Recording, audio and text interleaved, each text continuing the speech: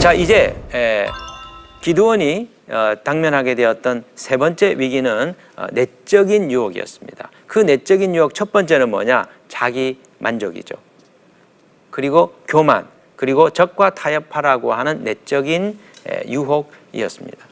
사사기 8장 10절에 보면 이때에 세바와 살문나가 갈골에 있는데 동방 사람의 모든 군대 중에 칼든 자 12만 명이 죽었고 그 남은 15,000명 가량은 그들을 따라와서 거기에 있더라. 자, 기드온은 300명의 군사로 12만 명을 죽이는 대승을 거두었습니다. 그럼 우리 같으면 15,000명은 그냥 별 볼 일 없는 숫자잖아요. 그런데 기드온은 지금 그 큰 승리에 만족하지 않고 완전한 승리를 향하여 끝까지 이 미디안 군대를 추적하는 것입니다. 우리에게 찾아오는 유혹이 어떤 것이 있습니까? 이 정도면 됐다. 그런 자기만족. 이 정도면 충분하다 하는 안주하려고 하는 마음입니다. 그런데 우리는 거기서 머물면 안 돼요. 왜 그러냐? 하나님께서 우리에게 예비해 놓으신 그 온전한 승리, 온전한 하나님 나라의 열매를 우리가 거두어야 되기 때문입니다. 세계 최강의 자동차 메이커였던 도요타 회사의 사장님이 와타나베라고 하는 사장이 인터뷰한 내용이 있어서 아주 기억에 남았었습니다. 10여 년 전 순이익만 1조 1,700억 원, 우리나라 돈으로 11조 원, 지금은 더 많이 수익을 내겠죠. 그런데 이렇게 세계 1위의 자리를 굳건하게 지키고 있던 도요타 회사였음에도 불구하고 이분은 뭐라고 생각했냐면 성장을 자만하면 일거에 추락할 수 있기에 공부하고 또 공부해야 합니다. 그리고 본인 회사보다 아래인 다른 자동차 회사 제품까지도 분해하고 그것을 연구해서 벤치마킹 한다라고 인터뷰한 내용을 본 적이 있습니다. 이것이 무엇입니까? 현재의 그 성취에 만족하지 않고 끊임없이 노력하며 자신의 자리를 지키려고 하는 자세이죠. 우리가 신앙생활을 함에 있어서도 이런 태도를 가질 필요가 있습니다. 영적인 훈련을 받을 때, 그리고 우리의 내면을 치유해 나가는 과정 속에서 이 정도면 되었다, 이 정도 배웠으면 되었고, 이 정도 훈련받았으면 되었고, 이 정도 치유가 되었다면 괜찮지 않을까 하는 생각들에 머물 가능성이 있습니다. 그런데요, 우리가 이 정도면 되었다 안주하면 하나님이 우리에게 주시고자 하는 완전한 치유, 완전한 영적인 그 수준에 도달하지 못하는 결과를 가지게 돼요.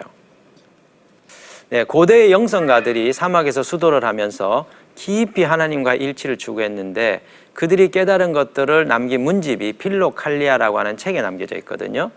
거기 보면 참 우리에게 도전이 되는 말씀이 나옵니다. 자신이 동료들을 미워하고 있다는 것을 깨닫고서 그 미움에 저항하여 미움이 조금씩 약해지고 사라질 때 마음속으로 기뻐해서는 안 됩니다.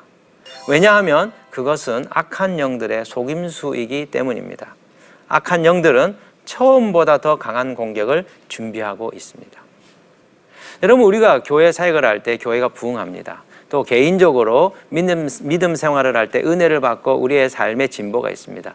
그런데 어느 정도의 진보와 어느 정도의 부흥에 만족하면 우리가 악한 영들에게 속는다는 것이죠. 왜 그래요? 더 강한 세력들을 데리고 와서 우리가 받은 그 은혜를 무너뜨리고 우리가 이룬 그 부흥을 무너뜨리려고 하기 때문입니다.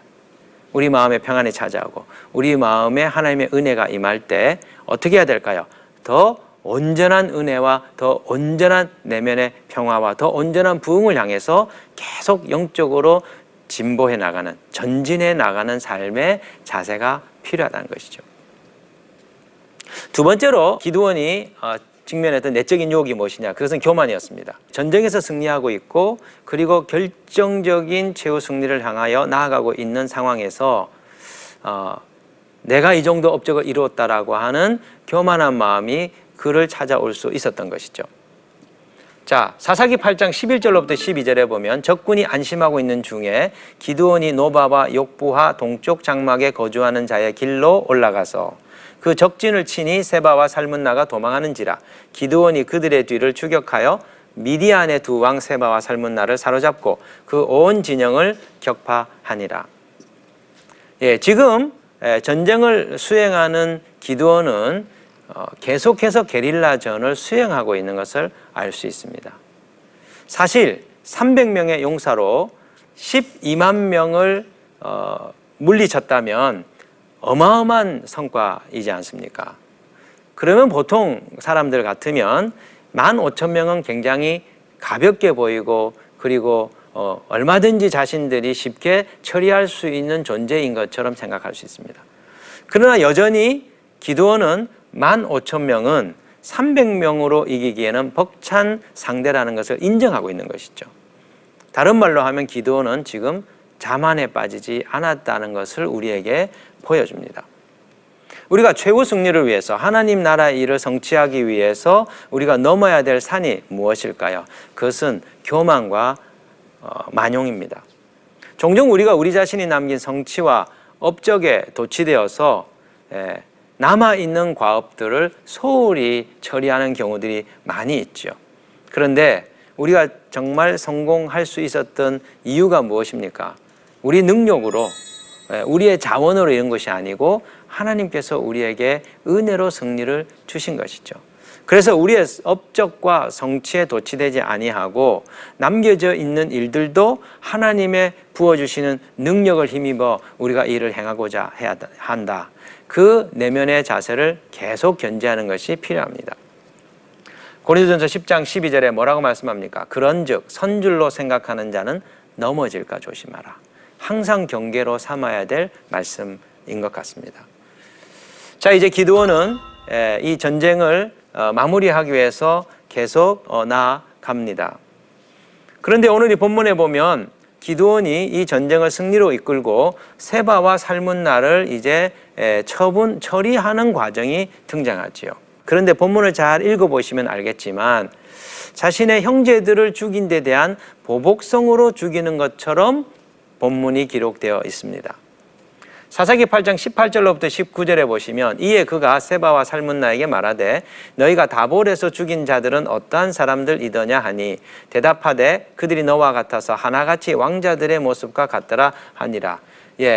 다볼에서 죽인 자들, 다시 말하면 자신들의 형제들에 대한 생사 여부를 지금 묻고 있는 것이죠. 그가 이르되 그들은 내 형제들이며 내 어머니의 아들들이니라. 여호와께서 살아계심을 두고 맹세하노니 너희가 만일 그들을 살렸더라면 나도 너희를 죽이지 아니하였으리라 하고, 지금 이제 이들을 처형하는데 그들이 내 형제들을 죽였기 때문에 나도 너희들을 처형한다, 이렇게 말을 하고 있는 것처럼 보여집니다. 그런데요, 외형적으로 볼 때는 복수심에 불타서 지금 세바와 살문나를 살해하는 것처럼 보여지지만 사실은 고대 이스라엘의 법, 하나님의 법에 의하여 이 일을 지금 처리하고 있는 것입니다. 신명기 19장 11절로부터 13절에 의하면 이스라엘 나라 안에서 고의로 살해를 당한 피살자에 대하여 그의 가장 가까운 친척이 피해 보수자가 되어 살인한 사람들을 처분할 수 있는 권리를 가지게 된다는 것이죠.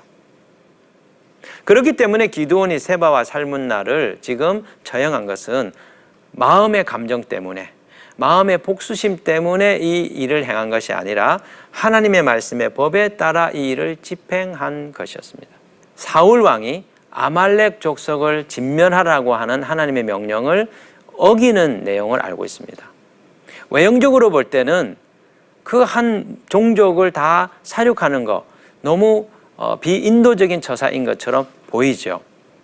그래서 이 사울이 그들을 다 죽이지 않고 남긴 이 일을 자비로운 행동이라고 우리가 생각할 수도 있습니다. 그러나 하나님이 명령하셨어요. 아말렉 족속의 극악한 죄악에 대한 하나님의 심판의 도구로서 사울 왕을 쓰려고 하셨는데 그 사울 왕은 하나님의 그 법을 따르지 않았던 것이죠. 반면에 어떻습니까? 기드온은 외형적으로 볼 때 잔인한 것처럼 보여지지만 하나님의 법으로 그들을 다스리고 있는 것입니다. 종종 많은 분들이 이 구약에 나오는 내용들을 보시면서 오해하는 경우들이 있습니다. 하나님 너무 잔인하시다. 구약에 나오는 그 많은 사람들 왜 이렇게 하나님께서 이 헤렘 전쟁으로 그들을 다 멸망시키시는 것인가? 여러분 한번 생각해 보십시오. 우리 사회 속에 아주 그 잔인하게 어린아이들을 학대하고 죽인 사람이 있다고 한번 생각해 보십시오. 그런데 그 사람에 대하여 무거운 중형을 내리는 것이 잘못된 일인 걸까요? 그렇지 않습니다. 더 이상 그런 죄악이 이 땅 가운데 발붙이지 못하도록 엄하게 그들의 죄를 처분하는 것, 그것이 공의를 세우는 일이지 않습니까? 지금 기드온은 그 당대에 그 주변에 있던 수많은 종족들을 약탈하고 살려고 했던 세바와 살문나를 하나님의 정의로 지금 처분한 일이었습니다.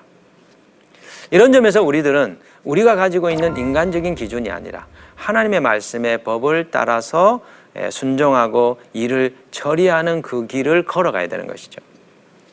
또 하나 오늘 이 본문에서 주목할 만한 내용은 이 기드온이 세바와 살문나를 처형할 때 그의 장자인 여델에게 죽이게 한 점입니다. 자, 오늘 이 본문 20절에 보시면 그의 맏아들 여델에게 이르되 일어나 그들을 죽이라 하였으나 그 소년이 그의 칼을 빼지 못하였으니 이는 아직 어려서 두려워함이었더라. 지금 보십시오. 기드온은 그의 어린 큰아들에게 세바와 살문나를 처분하는 일을 맡기려고 합니다. 왜 이 아이에게 그 일을 명하는 걸까요? 학자들은 세 가지 종류의 해석들을 합니다. 첫 번째, 자신의 아들에게 이 전쟁의 영광을 나누어 주려고 그 일을 명하였다. 적장의 목을 뱀으로써 그 아이가 영광을 함께 누린다는 것이죠. 두 번째 해석은 세바와 살문나에게 고통을 더 주기 위해서입니다. 어린아이는 힘이 부족하기 때문에 칼을 잘 다루지 못하죠. 한 번에 이렇게 죽여야 되는데 한 번에 이 칼을 사용하지 못하면 오히려 이 세바와 살문나가 더 고통을 당할 거기 때문에 지금 기드온은 이 아이에게 목을 베라고 명령했다, 이렇게 해석합니다. 세 번째 해석의 가능성은 세바와 살문나에게 수치와 불명예를 주기 위해서였을 것이다. 전쟁에서 명예롭게 죽는 것은 상대방의 장수와 대결해서 죽는 겁니다. 그런데 어린아이에게 본인이 죽임을 당한다, 이거는 아주 수치스러운 일이라는 것이죠. 그런데 저는요, 저 나름대로의 견해가 있습니다. 자신의 아들에게 세바와 살문나를 처분하라고 명한 것은 자신의 아들에게 하나님의 전쟁에 참여하도록 이 하나님 나라 전쟁의 사명을 전수하기 위하여 지금 자기 아들에게 명을 했다라고 생각을 해요. 자, 사사기 3장 1절 2절에 보시면 여호와께서 가나안의 모든 전쟁들을 알지 못한 이스라엘을 시험하려 하시며 이스라엘 자손의 세대 중에 아직 전쟁을 알지 못하는 자들에게 그것을 가르쳐 알게 하려 하사. 하나님이 원하신 것은 이스라엘의 후대들이 계속해서 약속의 땅을 정복해가는 영적 전쟁에 참여하기 위하여 전쟁하는 법을 배우게 하셨다는 것이죠. 또 오늘 본문 22절을 보셔도 이것을 입증하고 있습니다. 그때에 이스라엘 사람들이 기드온에게 이르되 당신이 우리를 미디안의 손에서 구원하셨으니 당신과 당신의 아들과 당신의 손자가 우리를 다스리소서 하는지라. 기드온의 아들과 기드온의 손자가 계속해서 이 사사의 역할을 해주기를, 이스라엘을 이끌어주기를 지금 바라고 있다는 점이죠. 여러분, 여기서 우리가 기드온에게 배워야 될 교훈이 있습니다. 우리 당대에 하나님의 일을 수행하는 것만으로 우리가 만족해서는 안 된다는 거예요. 하나님 나라의 일이 온전히 이루어지려면 우리 다음 세대에게 하나님 나라의 비전이 전수되고 또 다음 세대에게 이 하나님 나라 비전이 전수되어서 우리 주님이 오시는 그날까지 이 하나님 나라가 이 땅에 오도록 하는 이 일을 우리의 후대들이 수행하도록, 감당하도록 맡겨야 된다는 것이죠. 오늘 한국교회가 앓고 있는 속앓이가 무엇입니까? 대형교회 담임 목사님이 은퇴하시고 그 뒤를 이을 후임자들을 찾고 있는데 준비되어 있는 분들이 부족하다는 점입니다. 왜 그럴까요? 우리가 우리 당대의 사역만 생각하고 다음 때를 생각하며 사람을 준비시키지 못했다는 것입니다. 여러분, 디모데후서 2장 2절에 보면 바울의 영적 4세대 전략이 나옵니다. 바울이 디모데에게 뭐라고 얘기합니까? 또 네가 많은 증인 앞에서 내게 들은 바를 충성된 사람들에게 부탁하라.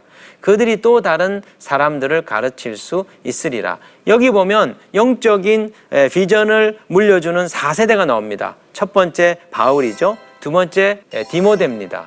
세 번째 누굽니까? 충성된 사람들입니다. 그리고 네 번째가 누굽니까? 또 다른 사람들입니다. 바울, 디모데, 충성된 사람, 또 다른 사람. 바울은 4세대까지 이 비전의 전술을 생각한 거예요. 그 결과 바울의 선교는 로마 제국을 복음으로 덮는 놀라운 결실을 맺었던 것입니다. 오늘 우리가 기드온의 전쟁을 통해서 마음에 새겨야 될 것은 우리 시대의 성취와 업적에 만족하지 아니하고 하나님 나라가 계속 이루어질 수 있도록 이 꿈과 비전을 나누는 일에 저희가 관심을 기울이는 것입니다. 오늘 적용점을 한번 생각해 볼까요? 첫 번째, 공동체의 분열 위기를 잘 극복하고 하나됨을 지키기 위하여 우리가 힘써야 되겠습니다.